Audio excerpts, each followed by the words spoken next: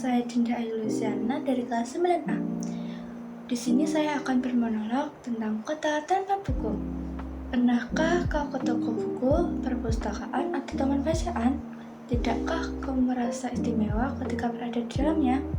Di sekelilingmu ada berbagai tokoh dari dunia nyata dan khayal, tempat yang pernah kau kunjungi dan yang belum. Informasi dan cerita dari masa lalu, masa kini, dan masa depan. Semua berpadu, semua berada dalam genggamanmu. Saat berada di antara buku, tidakkah kau merasa menjadi raja dan ratu? Ruang dan waktu seolah menyatu tanpa batas. Kau bisa terbang melintas sekat negara dan melewati berbagai zaman. Kau bisa menyelam ke dalam samudera, melayang di angkasa, bercanda dengan aneka satwa, dan berkelana di tengah padat kota. Juga di rimba raya. Kau tahu, buku adalah jendela dunia, kunci pengetahuan, dan pintu wawasan. Muhammad Hatta, sang proklamator, berkata, "Aku rela di penjara, asalkan bersama buku. Karena dengan buku, aku bebas.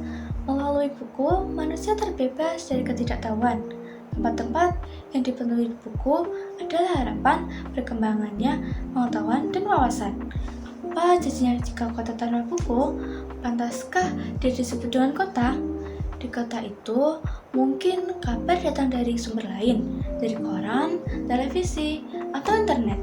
Mungkin informasi dan cerita datang dari cerita nenek moyang, bagai dongeng sebelum tidur.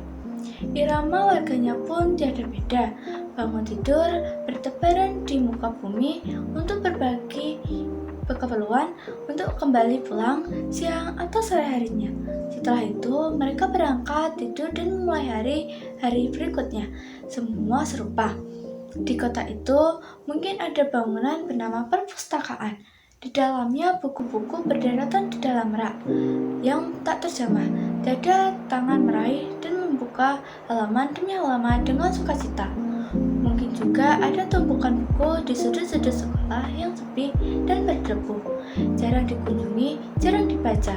Buku-buku di sana terangguk tanpa nyawa. Bagaimana di kotamu?